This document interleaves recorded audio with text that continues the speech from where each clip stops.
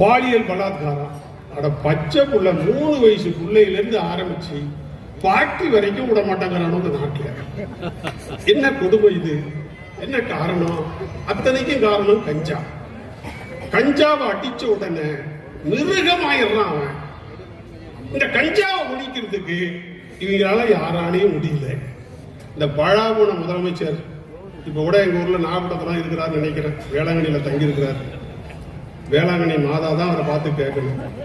அவர் சொல்றாரு பாருங்க, தமிழ்நாட்டு மக்களே, போதையின் பாதையில் போகாதீர்கள்.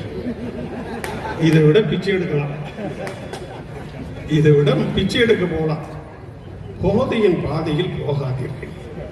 நீ ஒரு முதலமைச்சரு, உங்ககிட்ட இன்னைக்கு போலீஸ் இருக்கு. தமிழ்நாட்டு போலீஸ் எப்பேற்பட்ட போலீஸ்? அம்மா காலத்துல, புரட்சி தலைவர் காலத்துல, எடப்பாடியார் காலத்துல இந்த போலீஸோட திறமையை நம்ம பார்க்கலையா? காட்ட கடந்த வீரப்பனர் ராணுவம் முடியாதுன்னு சொல்லிட்டு தமிழ்நாட்டு போலீஸ் சுட்டு பிடிச்சு கொண்டு வந்த போலீஸ் தமிழ்நாடு போலீஸ்.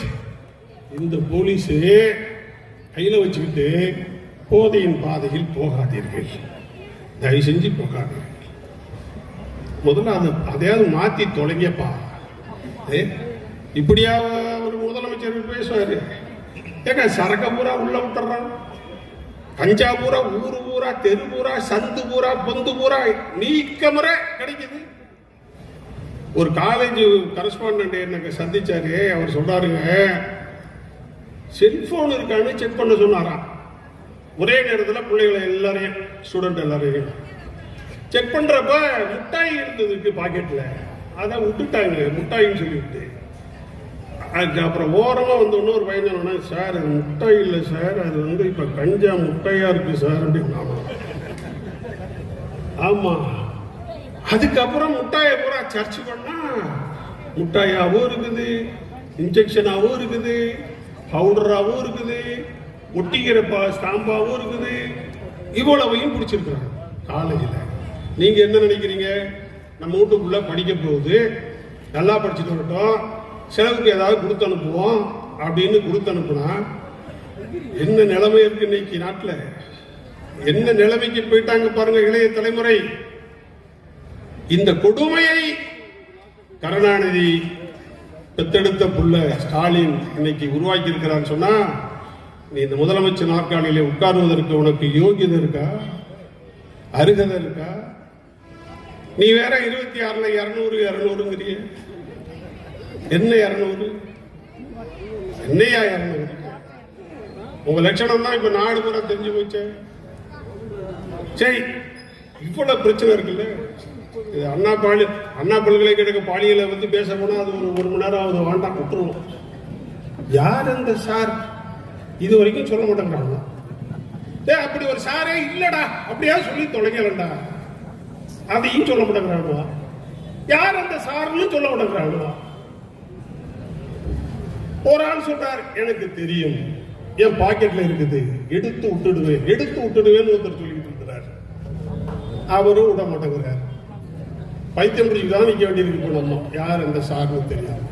இப்ப யாரையும் வேற சார்னு வேற கூப்பிட முடியல. ஆமா, யாரையும் சார்னு கூப்பிட்டா யார் அந்த சார்னு கேட்கற மாதிரி இருக்கு. அந்த இது என்ன தலையெழுத்து பாருங்க. இது எதுக்கு சொல்ல வரேன்னு கேட்டீங்கன்னா, இத்தனை அட்டூழியம் நடைபெறுகிறது, இத்தனை கொடுமைகள் நடைபெறுகிறது, கண்டும் காணாமல் இந்த ஆட்சி கடந்து கொண்டு போய் கொண்டிருக்கிறது. இளைய தலைமுறை இன்றைக்கு சீர்கெட்டு போய் கொண்டிருக்கிறது. நாட்டில் அமைதி இல்லை, சட்டம் ஒழுங்கு இல்லை, எங்கே பார்த்தாலும் கொலை, எந்த பத்திரிகை பார்த்தாலும் கொலை, கொள்ளை, கற்பழிப்பு புடுங்குகிறது. அதிகார துஷ்பிரயோகம்னா தாங்க முடியாத அதிகார துஷ்பிரயோகம் இவ்வளவு நடக்குதுங்க. அந்த திமுகவை தாங்கி பிடிச்சிக்கிட்டு இருக்கிற 2, 3, 4, 5 கட்சி இருக்கு பாருங்க, கொஞ்சம் கூட கீழே இறக்கலையே. ஸ்டாலினை தாங்கி பிடிச்ச கையி அது வலது இடது, சிறுத்தை, முஸ்லீம் லீக், அது ஒரு 14 கட்சி இருக்கு.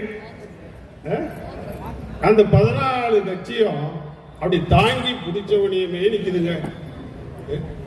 இங்க பாருங்க, நீங்க நினைக்கிறதெல்லாம் சொல்லி அந்த ஆளுங்க மாற்ற முடியாது. 4 லெட்டர் வச்சாதான் மாற்ற முடியும். அதை நீங்க உணர்ந்துக்கணும். சரிங்களா? கலெக்டர் நான் சொல்றதா கேட்கணும், எஸ்பி நான் சொல்றதா கேட்கணும், கீழே இருக்கிற அத்தனை நிர்வாகம் நான் சொல்றதா கேட்கணும். கேட்கணும்னா அவங்க இருக்க மாட்டாங்க. இதை நான் செய்வேன். எந்த அதிகாரியும் அப்படி இப்படி கேம் ஆடுறதுக்கு இடமே கிடையாது. எவரும் கேம் ஆட முடியாது. கேம் ஆடினா முடிச்சு அவன் கதை. சரியா? எனக்கு என்ன தலைவர் சொல்றீங்கன்னு எனக்கு தெரியும். நீ சொல்றதுக்கு அங்க அதிகாரிகளா இருந்தாலும் சரி, யாராக இருந்தாலும் சரி, கேட்கலாம் உங்க லெட்டர் பேர்ல எனக்கு லெட்டர் கொடுன்னு சொல்லிக்கிறாரு. சரியா? கலெக்டர் உட்பட நான் சொல்றேன். அதுக்கு மேல நான் கீழே நான் பேச விரும்பல. நீங்க இதுக்கு முன்னே எப்படி நடந்தது? மீடியாவா? அந்த மீடியாஸ்ல எதுவாக இருந்தாலும் எனக்கு தெரியணும், ஒட்டிச்சலா தெரியணும். அப்படிதான் நடக்கும். இதுல யாருக்குள்ள புதுசாலாம் ஓட்ட முடியாது. நம்ம பொறுப்பமைச்சர்கிட்ட இதுக்கு முன்னா அவர் எப்படி பண்ணியிருந்தா பிடிச்சாருலாம் எனக்கு தெரியாது. நான் தெளிவா சொல்லியிருக்கேன் அவர்கிட்ட. இது யார் தெரியுமா? தர்மபுரி திமுக மாவட்ட செயலாளர் தர்ம செல்வன். எவ்வளவு பிரமாதமான பேர் பாருங்க. அறிவிச்சிட்டார். கலெக்டர், எஸ்பி எல்லாம் நீ எனக்கு கீழே. நான் சொல்றத நீ கேட்கணும். நான் சொல்றத நீ கேட்கல, 2 பேரும் இங்க இருக்க முடியாது. ஓடி போயிடணும். விரட்டி விட்டுருவேன். வீடியோ எல்லா வீடியோவும் எனக்கு தெரியாம எதையும் செய்யக்கூடாது. எல்லாம் எனக்கு கட்டுப்பட்ட நீ. என்னங்கடா இது? அட பாவியோல. உங்களுக்கு என்ன ஆயுள் காலம் புறமா நாட்டில் அதிகாரம் கொடுத்துட்டாங்க? இந்த மாதிரி எங்கேயாவது நம்ம இதனையும் கேள்விப்பட்டிருக்கிறோமா? இப்படிப்பட்ட ஒரு அட்டூழியம் நடக்குது, கொடூரம் நடக்குது, சர்வாதிகாரம் நடக்குது, எல்லை மீறிய தீவிரவாதம் நடக்குது. இந்த கூட்டணி கட்சிகளுக்கு கொஞ்சமாவது தெரிய வேண்டாம்? கொஞ்சமாவது. அது நம்ம சிதம்பரத்தில் ஒரு தலைவர் இருக்கிறார், மார்க்சிஸ்ட் கம்யூனிஸ்ட் தலைவர். அவருக்காக நான் சொல்றேன், பாலகிருஷ்ணன் அண்ணனுக்காக சொல்றேன். அண்ணன் எனக்கு ரொம்ப வேண்டியது. மாத்தியாச்சு, தலைவர் தானே. சொல்லுகிற அதிகாரம் அவருக்கு உண்டு. பொதுச்செயலாளர் இல்லையே ஒழிய சொல்லுகிற அதிகாரம் அவருக்கு உண்டு. இதெல்லாம் நீங்க கேட்டுட்டு இருக்கலாமா பாலகிருஷ்ணன்? எங்க ஊர்ல முத்தரசன் ஒருத்தர் இருக்கிறார். அவர் மொத்தமும் திமுக அடமானம் வச்சுட்டார். அவர் ஆயுள் கால அடமானம். அது எப்பயுமே இன்னும் மூக்கிறதே கிடையாது. அங்கே கொடுத்தாச்சு. அது மாதிரி கட்சி. என்ன நாடு, என்ன நிலைமை நினைச்சு பாருங்க.